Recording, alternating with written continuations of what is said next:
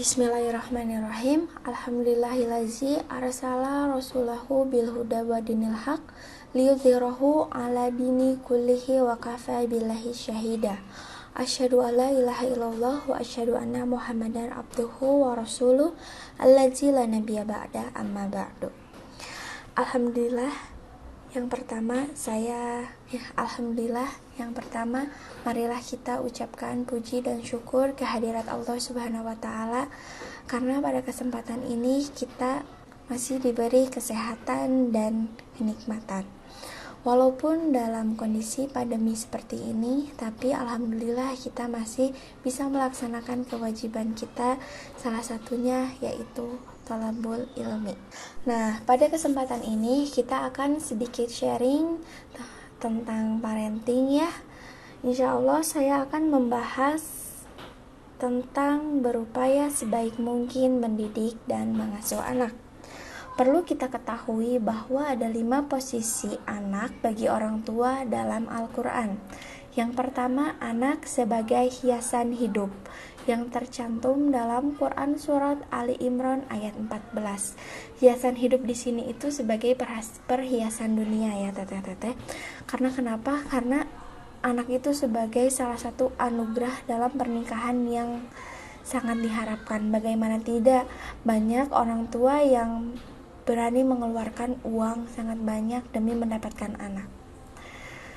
Kemudian anak sebagai cobaan hidup yang tercantum dalam Quran surat Al-Anfal ayat 28. Kalau tadi sebagai perhiasan, kalau yang sekarang itu sebagai cobaan, karena ada baik dan ada buruknya juga. Maka sebagai orang tua kita harus sabar. Yang ketiga, anak yang lemah sebagaimana yang tercantum dalam Quran surat An-Nisa ayat 9. Nah, dalam ayat ini Allah mengingatkan agar orang tua berhati-hati jika mati belum menyiapkan anak keturunan. Maksudnya ini lemah dalam bidang agama dan masalah ekonomi. Makanya kita itu sebagai orang tua harus memberikan ilmu pengetahuan agar anak-anak kita itu selalu dekat kepada Allah. Dan lebih baik lagi meninggalkan dalam keadaan berkecukupan daripada meninggalkan mereka minta-minta kepada orang lain.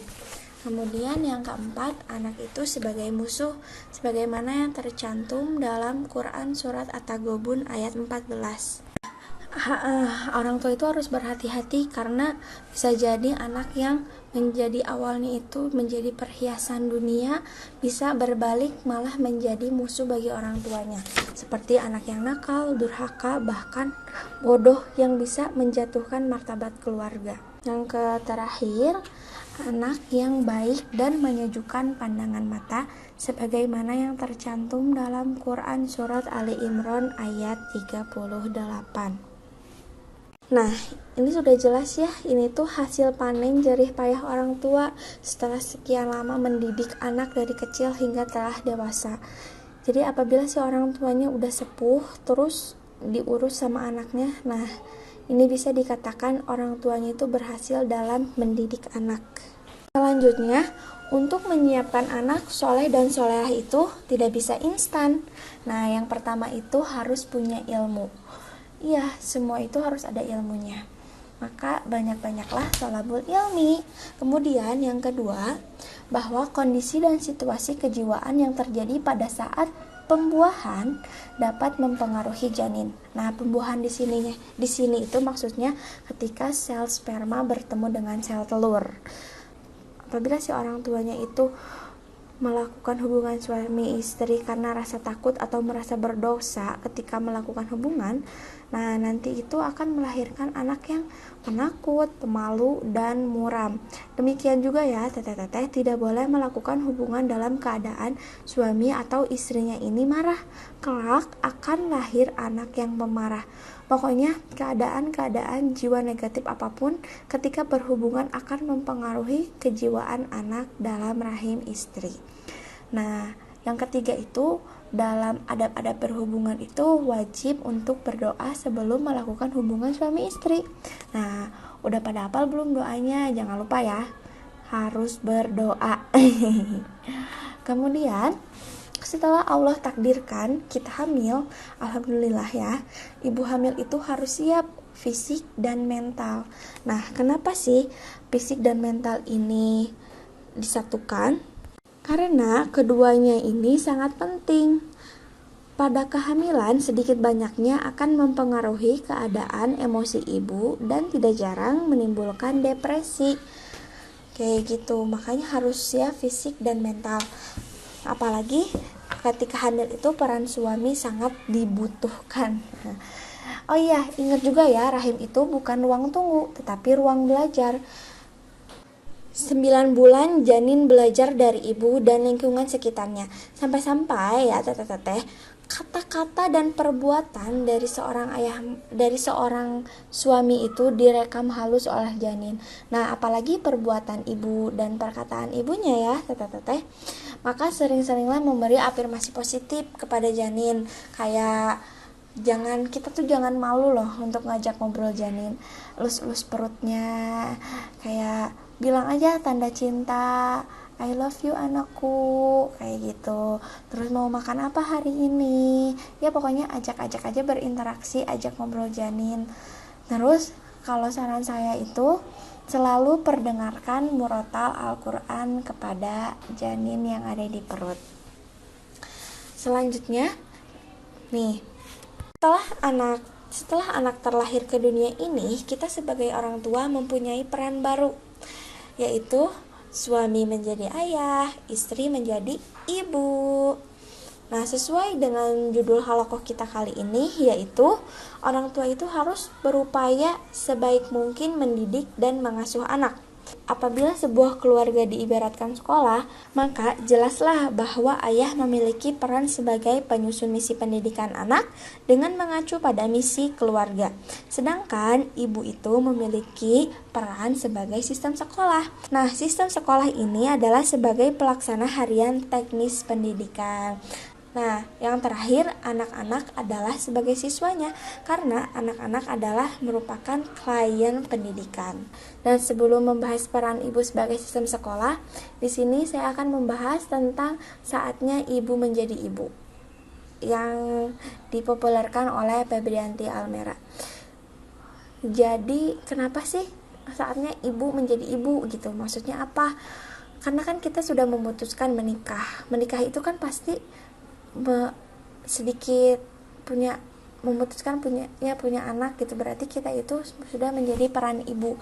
Jadi ya udah, saatnya ibu itu menjadi ibu gitu. Tapi polemik dalam lingkungan kita itu masih kayak ibu rumah tangga dan ibu bekerja. Sebetulnya dua-duanya itu juga bekerja. Ibu rumah tangga bekerja di ranah domestik, sedangkan ibu bekerja itu bekerja di ranah publik. Jadi dua-duanya itu sama pekerja, cuman beda tempat saja. Bahkan ya menurut saya itu kerjanya ibu rumah tangga itu yang di ranah domestik itu tidak ada habisnya. Hari ini, besok, dan seterusnya itu kadang sama, kadang juga menjadi kayak tugas rutinan, benar enggak? Terus tapi terkesan juga monoton gitu kan. Ya itu mah diserahkan balik lagi kepada masing-masing kondisi dan masing-masing kondisi ibu ya. Mau ibu rumah tangga, mau ibu pekerja, itu juga sama-sama baik, asalkan satu, apapun keputusan yang ibu ambil tidak boleh membuatnya lalai dari tugas utama. Tugas utamanya apa sih? Yaitu mendidik anak-anaknya, karena merekalah klien utama seorang ibu. Wah, Masya Allah. Sekarang kita lanjut akan membahas ibu adalah sistem sekolah. Nah, kenapa sih dikatakan sebagai sistem sekolah?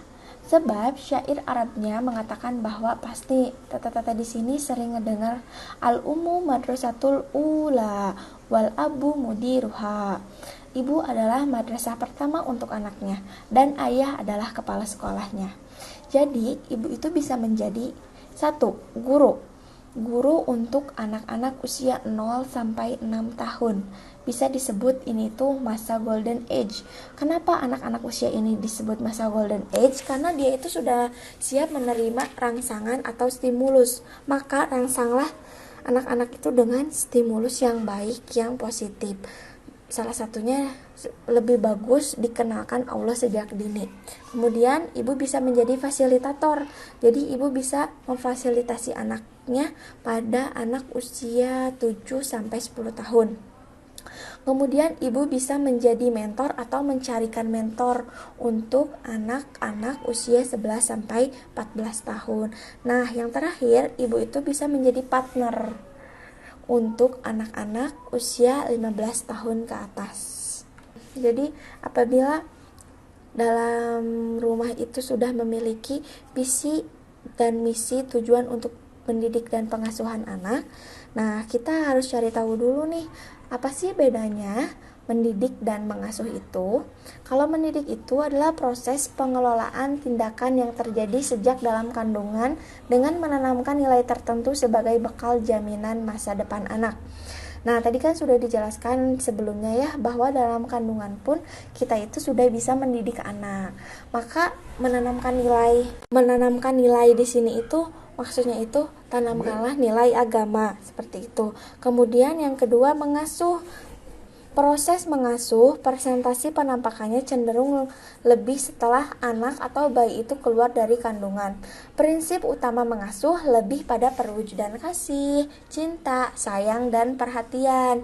Jadi mengasuh itu setelah anaknya itu lahir ke dunia. Tapi sebetulnya di sini itu banyak ya di antara kita yang masih sibuk kayak belajar tips dan triknya mendidik dan mengasuh anak tanpa kita sadari apa sih tujuan akhir dari proses mendidik dan mengasuh anak. Karena banyak orang tua yang rajin ikut seminar parenting, punya koleksi buku bacaan parenting segunung bahkan, sehingga secara ilmu tekniknya itu kan sangat banyak, tapi kok sering lupa dan jadinya sedikit sekali dampak pengaruhnya pada perubahan positif dalam mendidik dan mengasuh anak. Jadi apa sih tujuan akhir dalam proses mendidik dan pengasuh anak? Nah, kita balikin lagi aja ke Al-Quran. Di sana tertera dalam Quran surat Az-Zariyat ayat 56. Aku tidak menciptakan jin dan manusia melainkan agar mereka mengabdi atau beribadah kepadaku. Nah, itulah tujuan mendidik dan mengasuh anak, agar anak-anak kita itu beribadah. Nah, caranya beribadah itu kan caranya itu gimana? Berdakwah kan, mengajak untuk berdakwah. Karena dari inti dakwah itu kan mengingatkan manusia kepada Allah dan mengajaknya untuk kembali di jalan Allah. Sebetulnya kan berdakwah itu tidak hanya perlu di mimbar ya, dengan teteh-teteh mengajak atau mengingatkan sesama pemudi nih misalkan untuk terus mengingatkan kepada Allah, mengajak untuk ke jalan Allah juga kan itu udah dakwah sebetulnya gitu.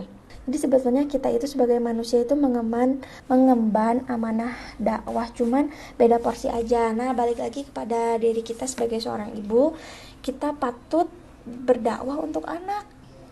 Untuk anak itu mengenal siapa Tuhannya, siapa Rasulnya.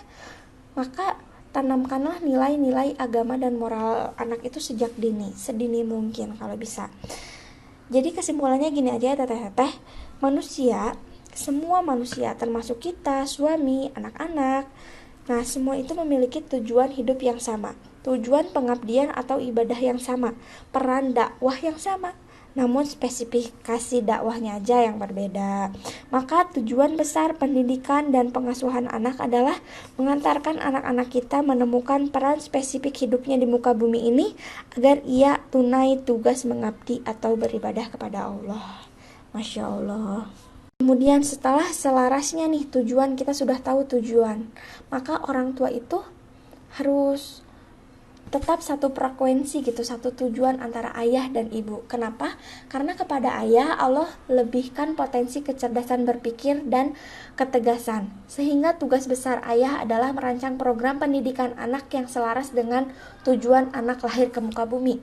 Sedangkan kepada ibu Allah lebihkan potensi cinta, kelembutan, dan kasih sayang, sehingga tugas besar ibu adalah sebagai pelaksana teknis mendidik anak berdasarkan program pendidikan yang telah dirancang ayah. Nah, kenapa sih ke Allah itu ngasih cintanya? Nah, kenapa sih ibu itu lebih diberikan potensi cinta? Kenapa coba? Gini aja, kenapa bisa dibuktikan dengan kayak gini aja. Kalau misalnya anak bangun tidur atau anak terjatuh lah, pasti yang pertama kali anak cari itu adalah ibunya. Kayak Umi jatuh, Mama sakit, kayak gitu. Itu kan Masya Allah sekali, Allah telah memberikan tugas dan peran masing-masing kepada ayah dan kepada ibu. Oleh sebab itu, orang tua harus satu tujuan, satu frekuensi, dan yang terpenting harus satu instruksi agar anak bisa diarahkan dan anak juga nantinya tidak akan bingung. Sebagai contoh, jika seorang ibu telah mengajarkan dari pagi, siang, sore anaknya supaya duduk, makan sambil duduk, pakai tangan kanan dan berdoa, kemudian ketika ayah pulang kerja karena capek, karena dia lupa, dia itu minum, terus sambil berdiri, tidak berdoa, pakai tangan kiri pula. Ya udah, ambiarlah pendidikan yang telah ibu terapkan dari pagi, siang sampai sore tadi. Hancur seketika anak melihat ayah tadi. Jadi makanya harus satu instruksi. Nah, ada 4 gaya nih orang tua mendidik anak. Yang pertama, berwibawa. Dalam gaya parenting ini, orang tua mengasuh, mendukung terhadap anak, namun sekaligus memberi batasan yang tegas. Jadi orang tua di sisi ini kan memberi kasih sayang, namun juga mendorong anak supaya mandiri. Anak yang dibesarkan dengan parenting berwibawa ini, dengan pengasuhan berwibawa ini cenderung ramah, bersemangat, ceria, dapat mengendalikan diri, terus memiliki rasa ingin tahu, terus tampak bahagia, terus lebih mandiri juga. Kemudian yang kedua, otoriter. Gaya parenting ini, orang tua menuntut agar anak selalu patuh dan nurut. Selain itu, orang tua juga menerapkan disiplin keras dan hukuman untuk mengendalikan perilaku anak. Oleh sebab itu, anak dengan gaya pengasuhan otoriter ini cenderung tidak bahagia, kurang mandiri, tampak tidak aman, merasa rendah diri, menunjukkan banyak masalah dalam berperilaku, terus memiliki nilai akademis yang buruk. Yang ketiga, permisif. Gaya parenting ini, orang tua akan bersifat hangat pada anak, namun lemah terhadap keinginan anak. Jadi orang tua itu cenderung memanjakan anak dan tidak suka mengatakan tidak atau mengecewakan anak. Jadi kalau misalkan udah pengen mainan misalkan, terus anaknya nggak beli mainan dulu ya hari ini, tapi anaknya nangis, ya udah, karena orang tuanya itu ya lemah lah, kasihan ke anak, ya udah dibelikan mainan. Nah, kalau gaya pengasuhan seperti ini akan menyebabkan anak itu tidak bisa mengikuti aturan, memiliki kontrol diri yang buruk, memiliki kecenderungan egois. Dan yang terakhir, cuek. Gaya pengasuhan ini, orang tua tidak responsif, tidak menempatkan batasan yang tegas pada anak, terus tidak peduli dengan kebutuhan anak dan tidak terlibat dalam kehidupan anak. Jadi ya udah cuek, mau anak kayak gitu ya seterah anak gitu, emang bener-bener cuek gitu. Anak yang dibesarkan dengan parenting style ini cenderung nantinya itu akan merasa rendah diri, kurang percaya diri, dan bahkan akan mencari model peran lain untuk menggantikan orang tuanya yang lalai meskipun tidak sesuai. Nah, yang terakhir di sini ada beberapa emosi pengasuh yang berdampak pada psikologis anak. Jadi pengasuh di sini itu kan maksudnya bisa orang tua, bisa guru, bisa kakek, bisa nenek gitu. Atau yang ngasuh anak tuh kayak babysitter gitu. Yang pertama, apabila si pengasuhnya ini stres, maka dampaknya itu anak akan gangguan pencernaan. Yang kedua, apabila si pengasuhnya itu memiliki rasa khawatir yang berlebih, akan menyebabkan anak tidak percaya diri. Yang ketiga, apabila si pengasuh nih atau orang tuanya itu mudah tersinggungan aja orang tuanya. Makanya jangan jadi orang tua tersinggungan ya, karena akan menyebabkan anak tidak mudah menghadapi sesuatu. Yang keempat, apabila si pengasuhnya ini sering kebingungan, bingung apa ya gitu, ya bingung aja gitu. Nah, akan menyebabkan anak lelet. Yang kelima, apabila si pengasuhnya ini takut berlebih, memiliki rasa ketakutan yang berlebih gitu, akan menyebabkan anak bisa menjadi paranoid. Maka dari itu, emosi kita dalam mengasuh anak itu harus stabil ya, teteh diusahakan gitu. Sebetulnya masih ada banyak, cuman saya sampaikan di sini 5 saja dulu ya teteh-teteh. Alhamdulillah materi telah tersampaikan semua. Saya ucapkan jazakumullah khairan katsiran atas perhatiannya. Semoga ilmunya bermanfaat ya teteh-teteh. Mohon maaf apabila ada kesalahan dalam perkataan dan penyampaian. Nah teteh-teteh, sebelum ditutup, izinkan saya untuk menyampaikan prakata. Anak itu dididik menghasilkan kebiasaan, meninggalkan kenangan. Karena mendidik itu tidak bisa dadakan. Akhirul kalam, Robbana atina fid dunya hasanah wa fil akhirati hasanah wa qina azabannar. Assalamualaikum warahmatullahi wabarakatuh.